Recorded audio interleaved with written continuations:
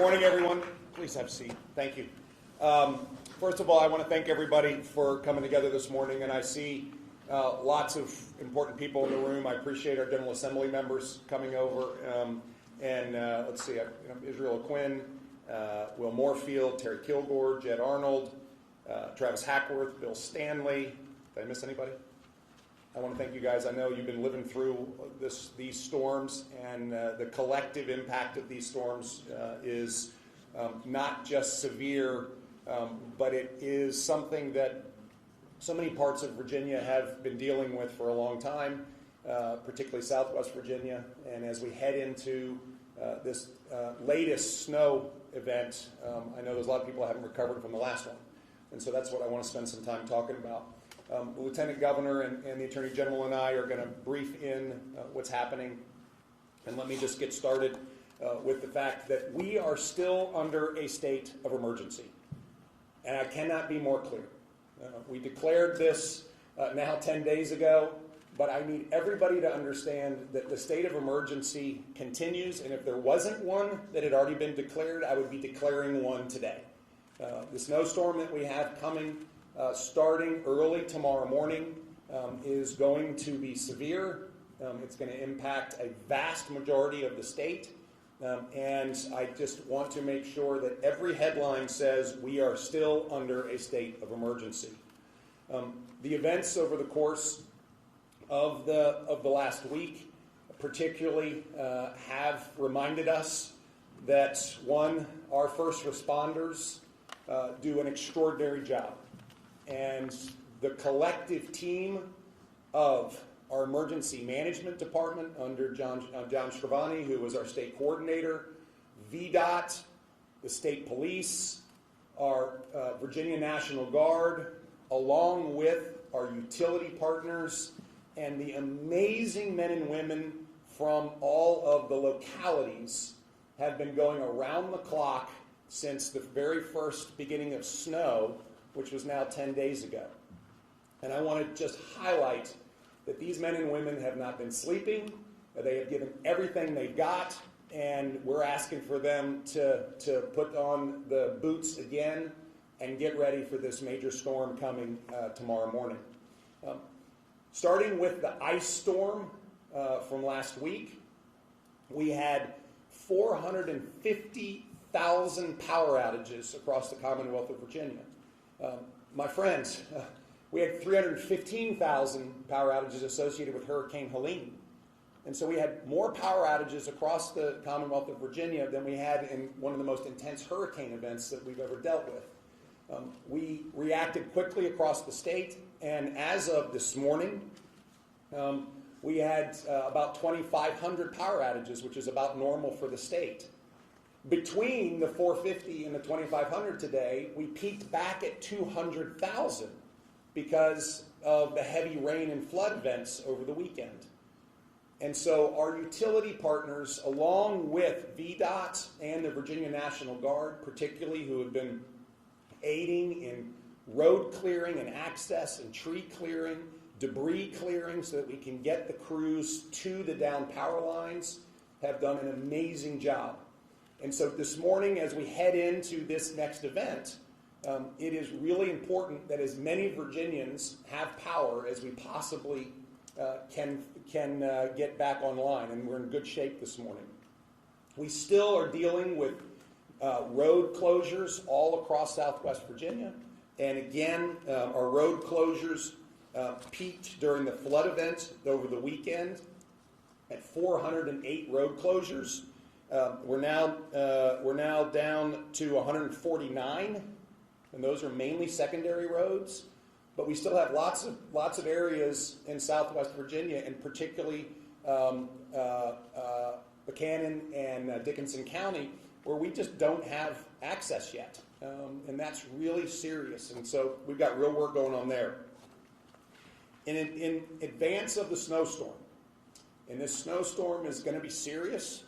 It's going to start tomorrow morning, early tomorrow morning at around 2 a.m.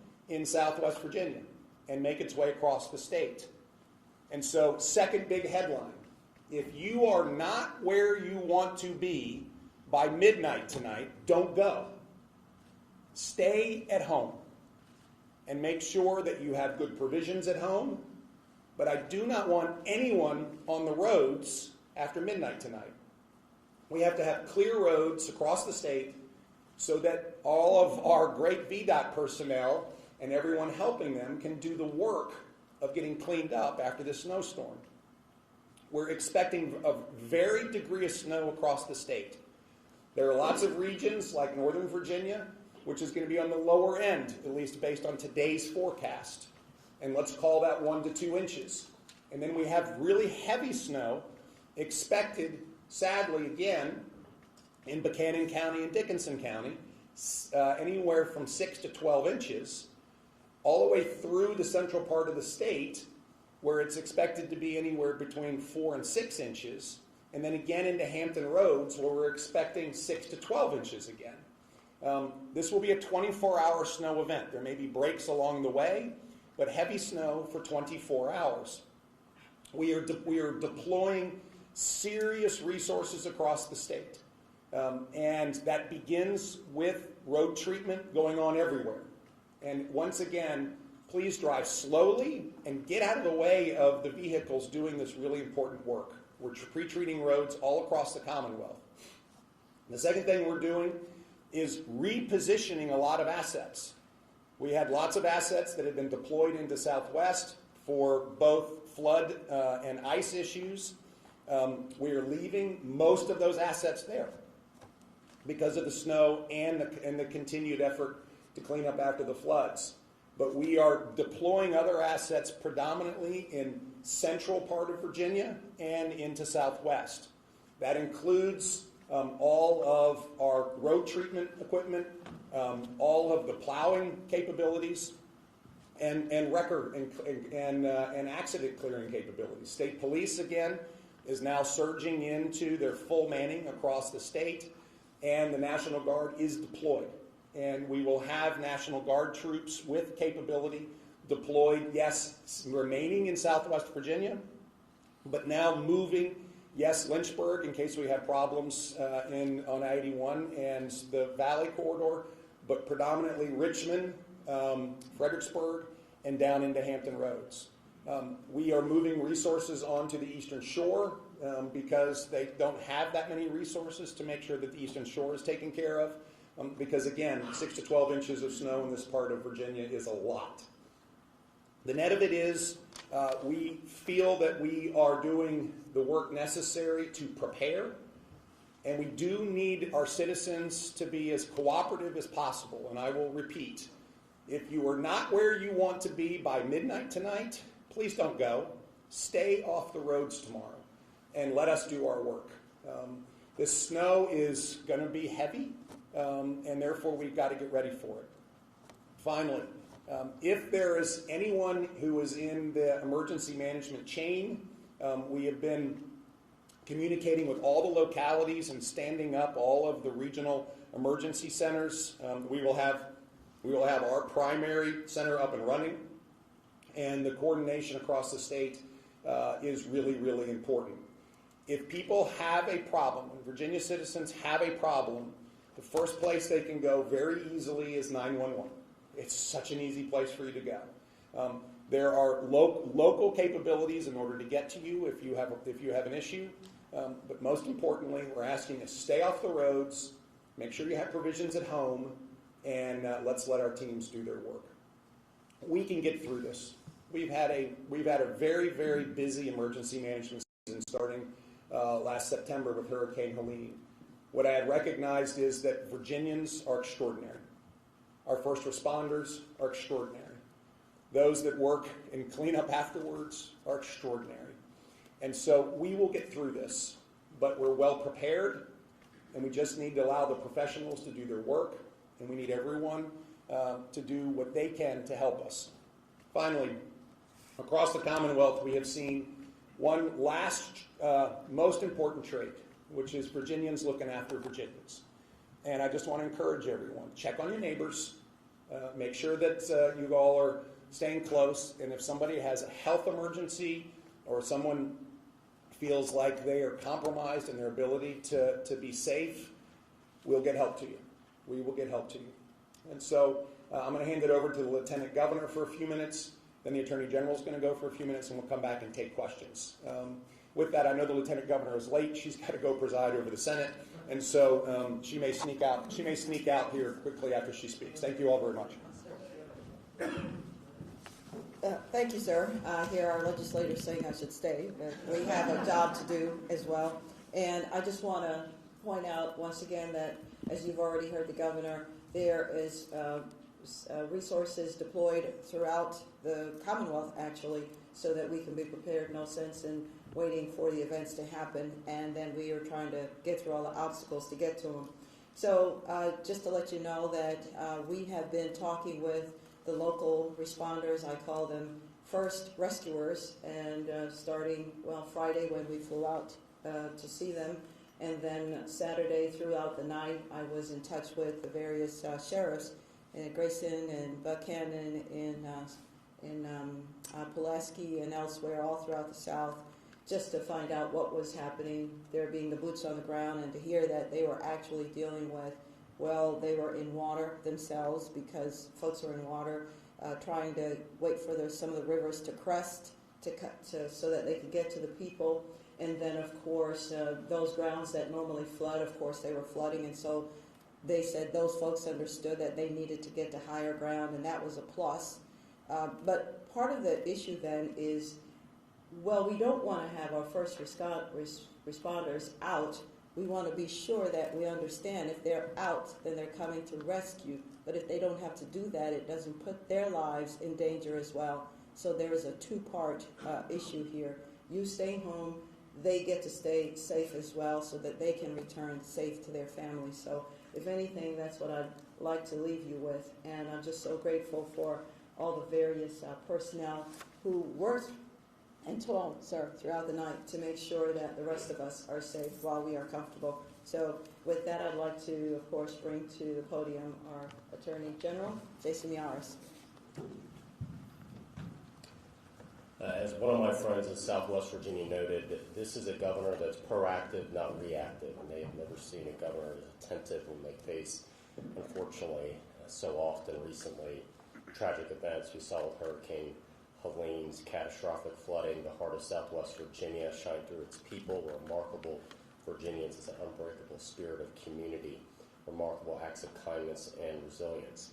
I want to speak just very quickly to something that's very important that's in the purview of the Office of the Attorney General. We like to say we're the people's protector, and that includes protecting Virginians who are being exploited during moments of tragedy and national weather events such as this. I'm specifically speaking to the issue of price gouging. My office, Consumer Protection Section, is obviously one of the busiest in our office, vigorously enforcing laws that protect Virginians, and we want to get the message out to all Virginians that we are ready, willing, and able to assist you if you feel like you're the victim of price gouging. You can simply file a complaint on our website. We will indeed investigate. We have in the past. We will continue in the future. I want to commend the governor for the state of emergency. Once he triggered the state of emergency, that triggers our Virginia anti-price gouging protections, and that is going to be running through a minimum of March 12th unless the state of emergency is further extended. That means that our Office of Consumer Protection can enforce and protect our fellow Virginians under the Virginia Consumer Protection Act. Items and services covered by these protections include, but are not limited to, water, ice, food, generators, batteries, home repair materials, services, heating oil, and tree removal services. Now, the basic test for determining if a price is unconscionable is whether the post-disaster price grossly exceeds the price charged for the same or similar goods or services during the 10 days immediately prior to this disaster. Businesses should not be increasing what they charge during a state of emergency unless they could show their increases as accurately reflect actually increased costs that they have incurred. Give an example. During the last state of emergency here in the city of Richmond, during the water crisis, my office received 19 price gouging complaints, 17 which were specifically regarding the water crisis in Richmond. All of those are ongoing. They're open investigations. I cannot comment. We take all of them quite seriously. I also want to make note for the public, Complaints should be reported to the investigation of our Consumer Protection section. They can make a simple phone call, 1-800-552-9963, 1-800-552-9963, or go to our website, ag.virginia.gov, that's ag.virginia.gov, or email us at consumer@oag.state.va.us. We ask that you put it in writing, the culprit, as much identifying information as possible, with time, place, and manner, and the item that you suspect they are being the victim of being gouged, so our office can immediately get a hold of it. If it is a gasoline or motor fuel prices, that should be reported to the Virginia Department of Agriculture and Consumer Services. The Commonwealth of Virginia continues to mobilize our resources, working with our local leaders, our incredible first responders and the volunteers, and as the governor noted, Virginians helping Virginians. We will get through the storm. We always have. This can take all of us together, and we stand ready to assist. Thank you, Governor. Thank you. Super. So let me just reiterate. One, we are under a state of emergency. Second of all, if you haven't gotten to where you want to get to by midnight tonight, stay where you are. And third, if you need help, call for it. We will get somebody to help you between local resources and state resources. And finally, let's help our neighbors and let's look out for one another, because that's what we do best as Virginians. I appreciate everybody's attention, and I'm happy to take a few questions if anybody has any from our friends in the back. Yeah, hi, Dave. Governor, I wonder if you could talk to us a little bit more about the redeployment of assets, who's going where, and what kind of assets we're talking about. Yeah, so I'm going to start with the Guard, and so we have more guardsmen that are being called up. We're leaving one of our Guard deployments in Southwest Virginia, and then we are now deploying guardsmen into Lynchburg in order to take care of the valley.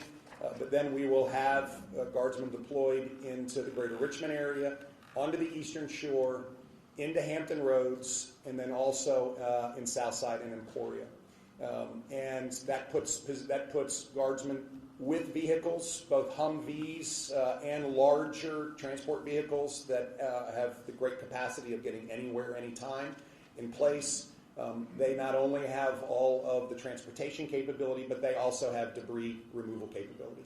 So that's our Guard. And I just want to thank our Virginia National Guard team. General, thank you for your great attention here. They bring not only extraordinary capabilities, but confidence.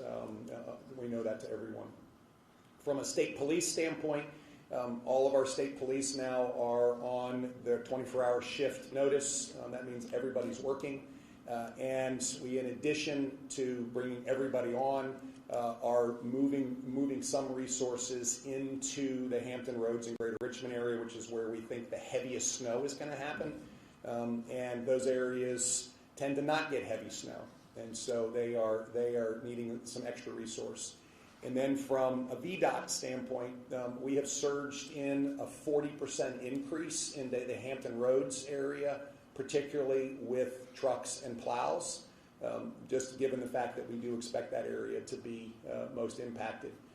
I want to say that we've had other states very generously offer to support us during this period, and we're staying in contact with them in case we need even more. And I particularly want to thank Governor Kemp in Georgia. South Carolina and North Carolina are expecting to see the same storm, as is Tennessee. And what happens in these circumstances is states help states. And I just want to thank everybody for being willing to do that. Yes, ma'am. Have you seen or requested any federal assistance for the recent flooding in Southwest Virginia? And if so, what does that look like? If not, why not? Yeah, no, thank you. So we did make a formal request for an accelerated declaration of emergency from the federal government. They have received that. I have spoken to the new FEMA administrator. I've spoken to Secretary Noem. I've actually spoken to the White House Chief of Staff, and they are processing that request for an accelerated emergency declaration, and they are supportive. There is a certain amount of damage assessment that needs to be submitted along with that, and the teams are working hard on that. Of the road closures that I discussed, so many of those roads are still underwater. And therefore the assessment has to wait until the water recedes. And so individual home damage, of course, public facility damage and road damage we are assessing now. I was hoping to get all that done this week. This snowstorm is going to interrupt that process, and so we've got people moving from damage assessment now to snow duty, and we'll pick that up as soon as we can. I have to say the response from the Trump administration has been extraordinarily cooperative, and I know we'll get that done. It's just a matter of getting through this storm right now. Thank you. Yes, sir. Governor, a lot of Virginians also concerned about losing their jobs under the federal cuts. What is your message to them, and have you spoken with the White House about that issue? Yeah, so let me just back up. If I can I come back to that in a minute? I know there's a lot of anxiety there, and I'll come back to that in a minute. Anything else about the storm? Yes, sir. I was going to say that for the Attorney General, I know you probably can't get into specifics regarding the gouging cases, but can you at least generalize what sort of items that you're dealing with in these cases and just how much of an increase we're seeing? Well, I think it is primarily water, ice, food, generators, battery, home repair materials, heating oil, tree removal services. Those are the type of items that primarily in the past, when we have a major hurricane or weather event, those are the type of items that overwhelmingly come through our office. Yeah. And I would just add, when we are in a state of emergency like this, it is a time to help one another, not pursue extraordinary profit. And let's go to work and help one another. And the Attorney General is standing ready in order to make sure that legally people don't violate this. But I'm just making an absolute call that Virginians helping Virginians means not to undertake price gouging at a moment when people need supplies and they need help. And at a time we should be offering it to them. So, great. Yes, ma'am. Any additional resources or guidance for homeless folks or get people off the streets tonight? Yeah, thank you. So we've been working with local government to make sure that the homeless shelters are, one, open and, of course, advertised. And we're just checking now on backup power supplies. We've pre-positioned substantial supplies of bottled water and provisions, so meals, into Richmond. From Richmond, we can get quickly down the Hampton Roads, and we've left very large provisions in Southwest. So I think it's a really important comment, and the local government has been doing a very good job of communicating to folks that may be homeless. This is where the shelters are. Please come. And that's really, really important. So thank you. Yes? Again, on topic, does the state have any appearance or personnel at the water treatment plant in Richmond? Again, like in the last one, just because what happened in January? Yeah, thank you. So we've been in our Office of Drinking Water out of the state, has not only been in touch consistently, almost hourly, with the water treatment facility here in Richmond, but all of the water utilities and municipal resources across the state. We still have, I think 15 or more areas in Southwest Virginia that are under a drinking water advisory left over from the weekend floods. And so that's why we've got big water provisions in those areas, but we also are working to support to make sure that if there are challenges, we can't go fix their water system for them, but we can quickly move in with power resources and expertise, and of course provisions for people that may not have water. When you go through the hierarchy of issues in an emergency response, and in particular a storm like this, number one is to prepare to make sure that lives aren't endangered, and that's road closure, that's road treatments, plow services to get the routes open. It's to make sure that telecommunications is up as reliably as possible and as fast, to make sure that power stays on or is recovered as quickly as we can. Once we get through that, then we make sure that we've got provisions of water and food, and also warm, safe places for people to go if they don't have it themselves. This is an all-hands moment to make sure that we're hitting all of those areas. And again, the collaboration from local leadership has been spectacular as we prepare for this. And then my last request for everyone is just pray that this storm blows out. We prayed over it this morning. Lord, move this storm out, have it drop no snow, and then we get to talk about the fact that we over-prepared, and that was the worst thing that happened this week. We have time for one more. Any more? Yeah, I'll come back. So, first of all, broadly speaking, the anxiety from many Virginians over the concerns about their employment with the federal government is real. And I've spoken to lots of people. And I think we first need to recognize that this process that the federal government is going through is one that is needed because of the inefficiency and bloat of the federal government.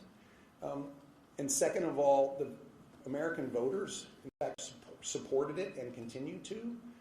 But with that said, this isn't about the workers who I know are really, really, really scared. This is about stepping back and making sure that tax dollars are being appropriately managed and deployed.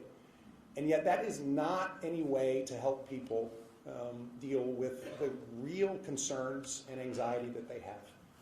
And therefore, what we are doing at the state level is preparing to provide as much support as we possibly can for folks that may, in fact, find their employment disrupted and may be in a position where they're looking for something else. And I have to say that this workforce, which is talented and deep and experienced, is part of Virginia. And so we want to make sure that first they know that we understand, and second of all, we're here to help them. There's lots of opportunities in the Commonwealth of Virginia, and those opportunities can be met by so many of these people. And first and foremost, I just want them to know that we will have the ability to support them through any job dislocation. And then finally, I do believe that it is a real fear that people have about losing their jobs. I would ask the media to not inflame it. There is a spending pause and review that has been going on to make sure that what's being spent is being spent on things that are productive and in line with the administration's priorities. Many of those have been conducted and released. Many are ongoing. And so I would also ask the media to not inflame these concerns with concerns around areas that really aren't substantial. There's been a number of folks who have come out and unfortunately scared people unnecessarily.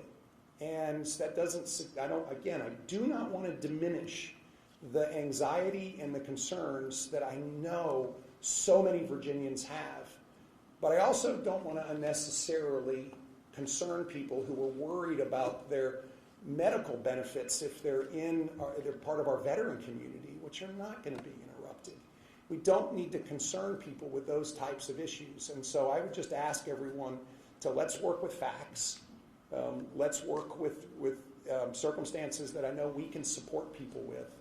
And let's recognize that Virginians are concerned, and that as governor, I want to be there to support them and help them through this process. Thank you all so much. Governor Scott Jones, thank you all. Thank you. Governor.